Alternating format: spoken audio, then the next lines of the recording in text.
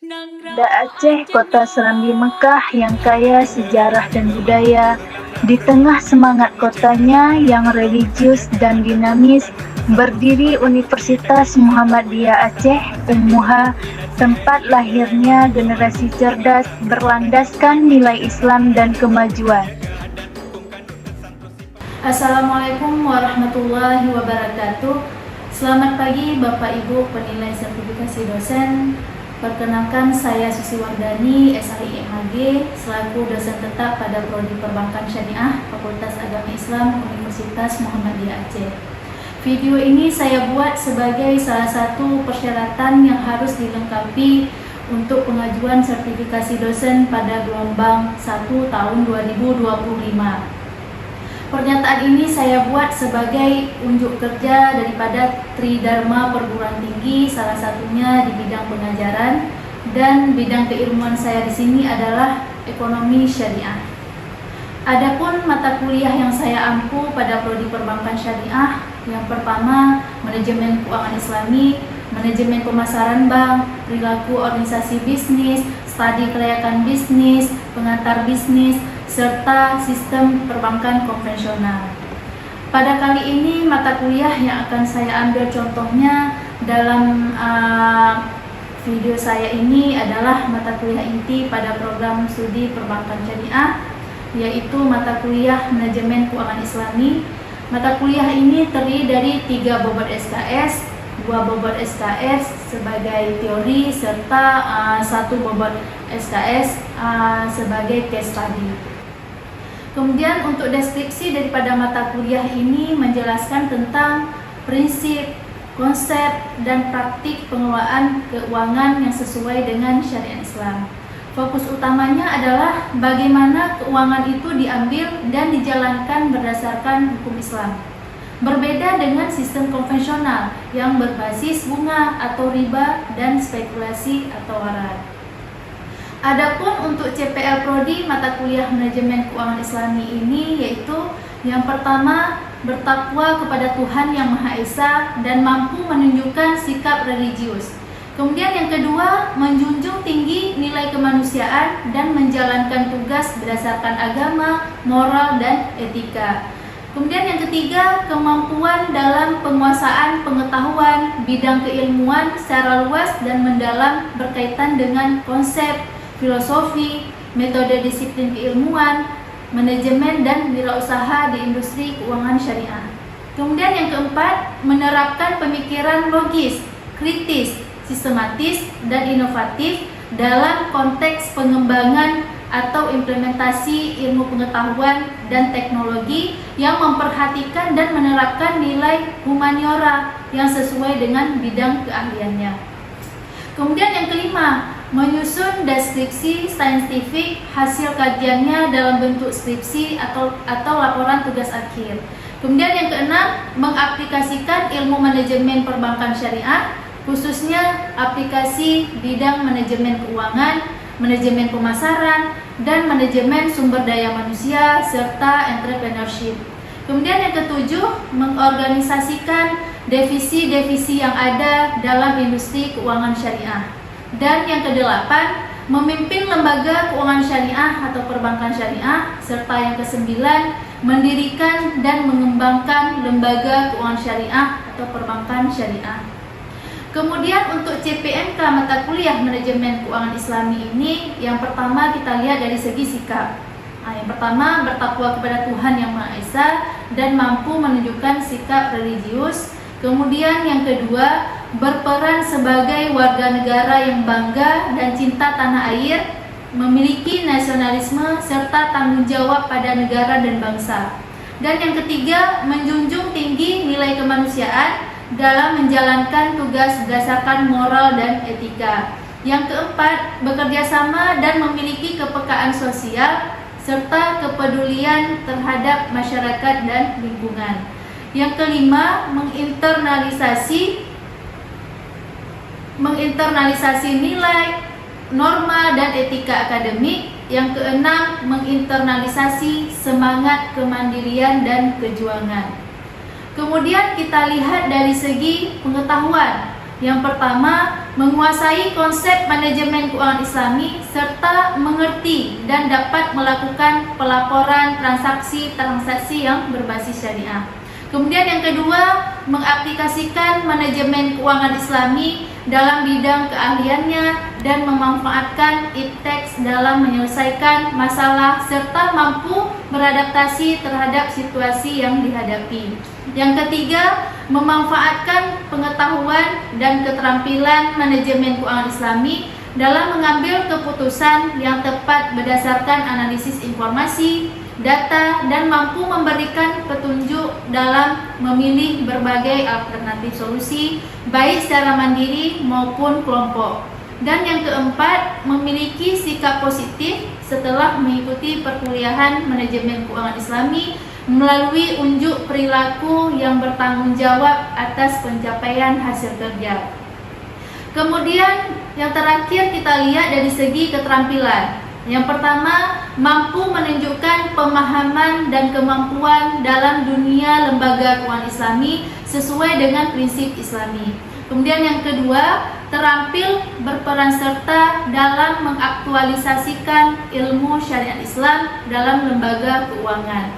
Kemudian yang ketiga, mempunyai kemampuan menggunakan waktu, biaya, tenaga, dan pikiran dalam lembaga keuangan Islami sesuai dengan pengetahuan yang diperolehnya dalam bidang perbankan syariah. Kemudian untuk materi pembelajaran mata kuliah manajemen keuangan Islami ini dari awal sampai akhir sebanyak 16 pertemuan. Yang pertama di sini kontrak kuliah dan pembahasan rencana pembelajaran studi mata kuliah manajemen keuangan Islami. Kemudian pada pertemuan yang kedua ada materi konsep manajemen keuangan syariah. Pertemuan yang ketiga, perusahaan dan landasan akad kontrak syariah. Pertemuan yang keempat, peran manajer keuangan dan aktualisasi syariah. Pertemuan yang kelima, laporan keuangan konvensional dan syariah. Kemudian pertemuan yang keenam, nilai waktu uang dan legitimasi syariah. Pertemuan yang ketujuh, ada instrumen security keuangan syariah. Kemudian pada pertemuan ke-8 ini saya mengevaluasi kembali beberapa soal untuk mahasiswa selama mereka sudah mempelajari materinya pertengahan semester. Kemudian pertemuan yang ke-9 ada modifikasi syariah pada kerangka resiko dan return. Pertemuan yang ke-10 pembiayaan bebas riba berbasis utang. Pertemuan yang ke-11 pembiayaan bebas riba berbasis sewa guna usaha. Kemudian pertemuan yang ke-12 jenis-jenis pembiayaan syariah.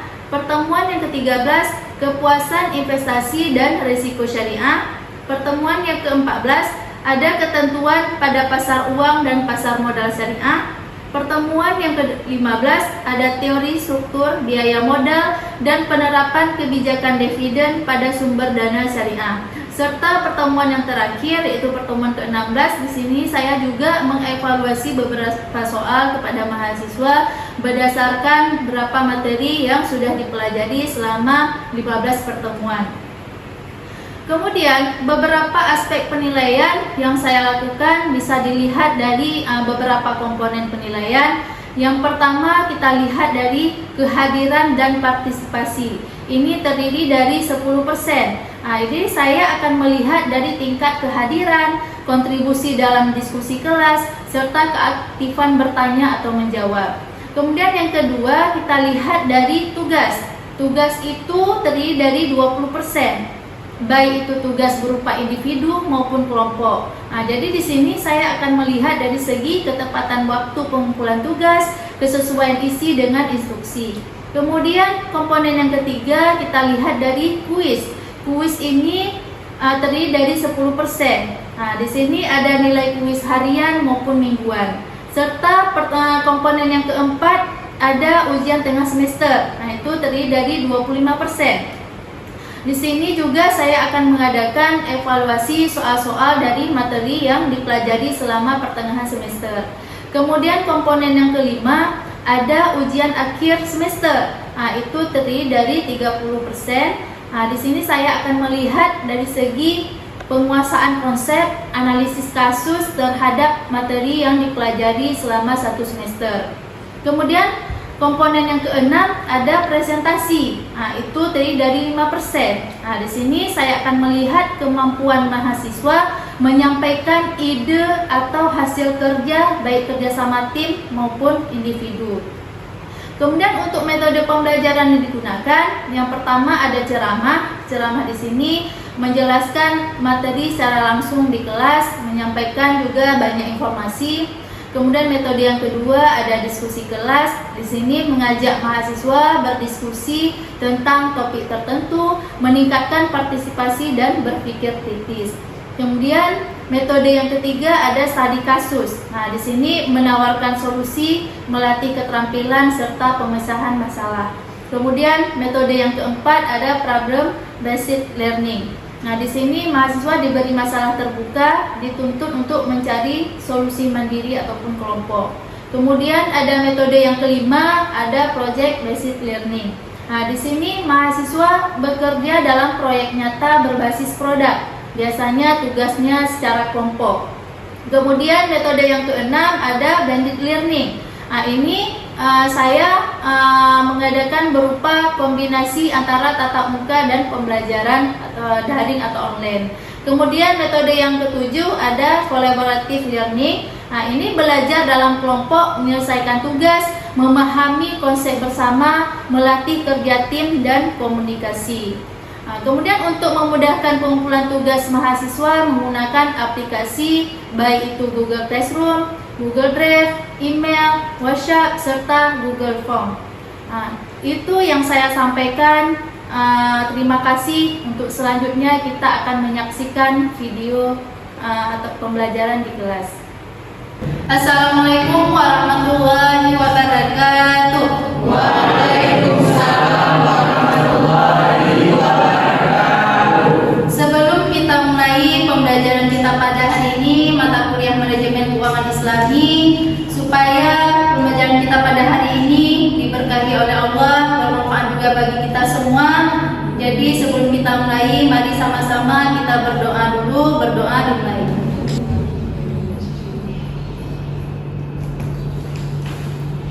Sudah selesai.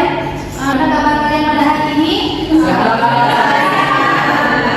Alhamdulillah semuanya sehat ya. Semoga kita bisa mengikuti mata kuliah hari ini, mata kuliah manajemen keuangan Islami. Baik, sebelum Ibu masuk ke materi, mungkin Ibu ingin tanya terlebih dahulu ataupun sharing cerita atau kasus ya. Jadi mungkin ada pertanyaan? Ya, silakan. Assalamualaikum warahmatullahi wabarakatuh. Waalaikumsalam warahmatullahi wabarakatuh. Perkenalkan, nama saya Angga Purnama dari kelompok 3. Saya ingin bertanya, sekarang sedang terjadi perang antara Iran dan Israel. Apa dampaknya bagi Indonesia?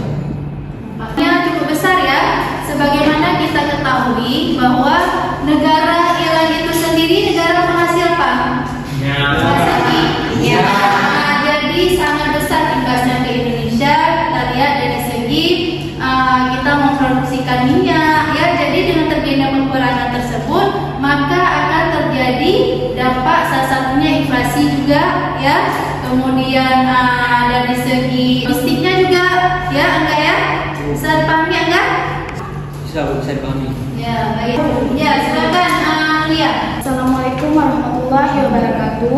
Waalaikumsalam warahmatullahi wabarakatuh. Saya Nuria Sarah ingin bertanya, Bu, untuk jalur perdagangan global adakah dampak atau pengaruh bagi Indonesia? Ya, karena itu juga sangat berdampak bagi Indonesia. Karena kita ketahui bahwasanya negara Iran itu kan bagian daripada Timur Tengah. Nah, jadi salah satu dampak bagi Indonesia kita lihat dari segi pemasukan bahan bakunya. Nah, jadi itu sangat berimbas bagi Indonesia. Ya, jadi mungkin akan terhambat ataupun terganggunya jalur perdagangan. Nah, jadi kita sudah ada beberapa pertanyaan tadi. Kita akan lanjut. Kita akan mulai materi kita pada hari ini ya, dari mata kuliah manajemen keuangan Islami. daripada mata kuliah manajemen keuangan Islami ini. Jadi mata kuliah keuangan Islami ini ya dirancang untuk dapat memberikan fasilitas bagi mahasiswa guna untuk memperoleh pengetahuan dan wawasan tentang manajemen keuangan Islami yang menggunakan prinsip Islam atau syariah. Kemudian juga beberapa metode, teori dan konsep dasar manajemen keuangan yang menggunakan prinsip syariah. Jadi di sini akan dibahas dalam mata kuliah ini secara umum. Materinya meliputi yang pertama sekali, Ibu akan membuat dulu kontrak kuliah. Itu pertemuan pertama, ya, kontrak kuliah. Kemudian bagaimana rencana pembelajaran selama 16 pertemuan. Kemudian yang kedua itu ada konsep daripada manajemen keuangan syariah, ya, itu pertemuan kedua. Kemudian pertemuan yang ketiga ada perusahaan dan landasan akan kontrak syariah. Kemudian yang keempat ada peran manajer keuangan dan aktualisasi syariah, materi yang keempat. Kemudian materi yang kelima ada laporan keuangan konvensional dan syariah. Kemudian materi yang kelima ada nilai waktu uang legitimasi syariah, ada instrumen atau security keuangan syariah. Kemudian ada modifikasi syariah pada kerangka risiko dan return, pembiayaan bebas riba berbasis utang, pembiayaan riba berbasis sewa guna usaha. Kemudian jenis-jenis pembiayaan syariah. Kemudian kepuasan investasi dan risiko syariah. Ada ketentuan pada kebijakan dividen pada sumber dana syariah. Kemudian dengan penjelasan mata kuliah ini, maka mahasiswa diharapkan dapat mampu dalam menerapkan teori, konsep dan teknik ataupun metode yang ada dalam mata kuliah ini. Kemudian juga kita harus ada beberapa referensi, ya, referensi daripada mata kuliah manajemen keuangan Islami. Jadi di sini Ibu sudah bawa beberapa referensi. Nanti kalian bisa juga ke pustaka, ya, mencari buku-buku yang berkenaan dengan manajemen keuangan Islami. Di situ juga ada konsep-konsep manajemen keuangan Islami, ya. Jadi kalian harus banyak membaca. Jadi di sini Ibu ada buat dua referensi, ya. Yang pertama referensi pertama. Di sini Ibu ada buat 4, ya. Ada buku dari Sutrisno, Fathur Rahman, kemudian ada Saifuddin, ya. Ada beberapa lagi buku yang lain, ya. Kemudian ada referensi pendukung. Di sini Ibu ada buat 2, ya. Itu banyak lagi ya yang lain, ya. Kalian harus cari juga, nanti bisa ada tugas-tugas. Kalian harus mencari buku referensi yang terbaru. Bisa dari tahun 2020 ke atas, itu lebih bagus lagi karena pembahasannya sudah terkini, ya. Manajemen itu sendiri dalam bahasa Arab, ya, mungkin kalian semua sudah tahu, ya, idarah, ya. Itu idarah dalam bahasa Arab. Oleh karena itu idarah ini adalah manajemen, ya. Aktivitas di sini menyangkut masalah kepemimpinan, ya.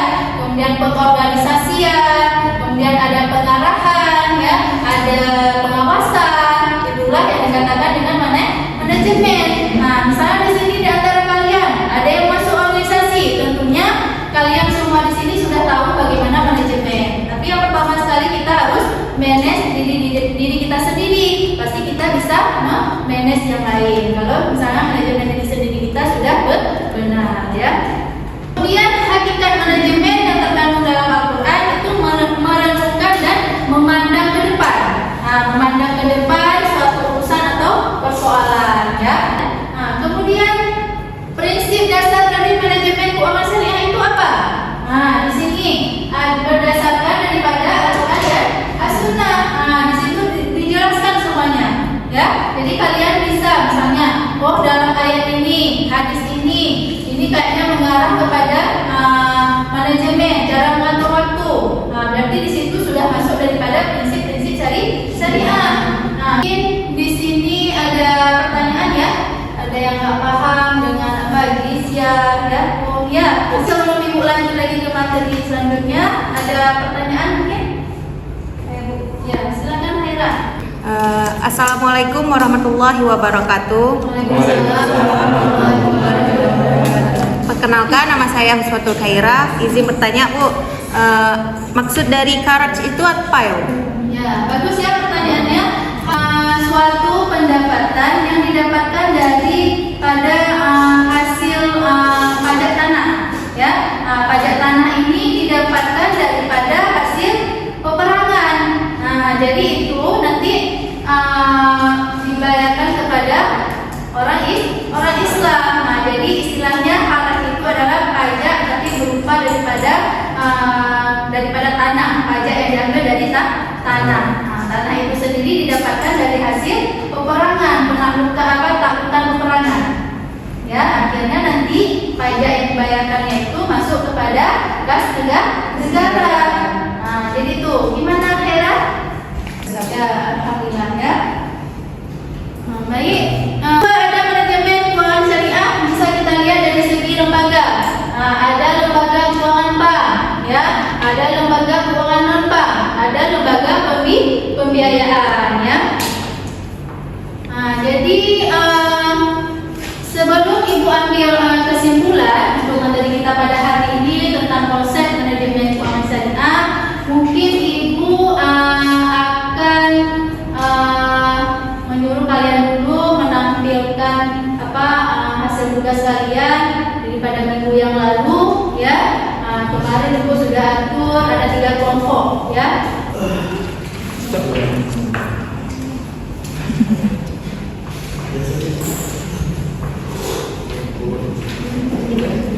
Assalamualaikum warahmatullahi wabarakatuh.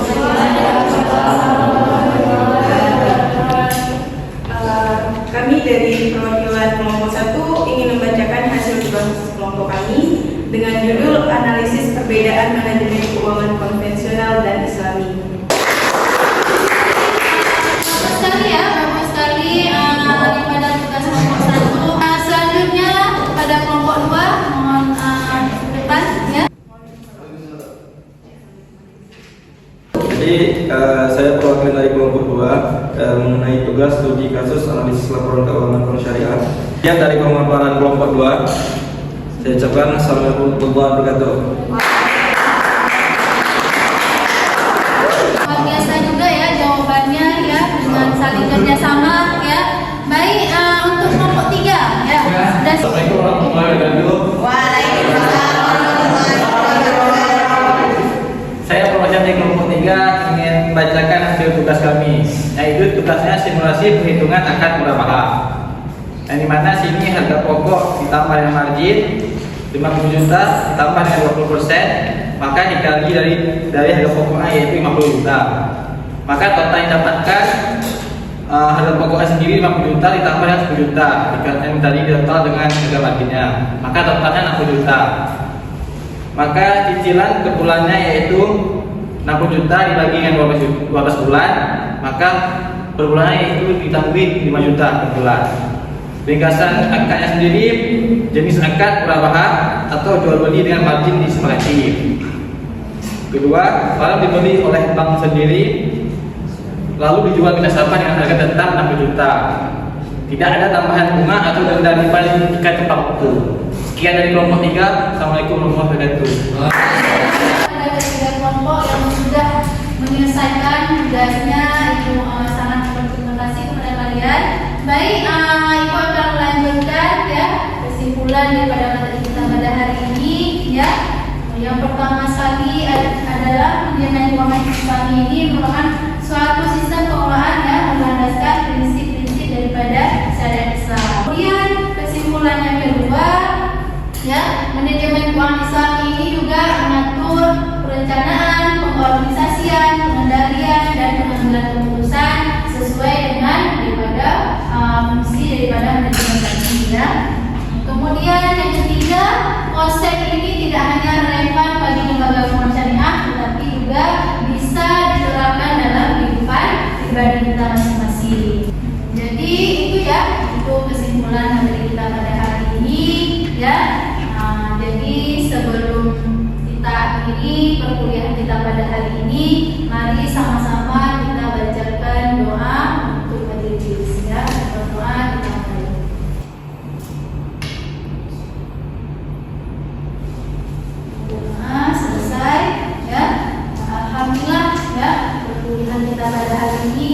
selesai.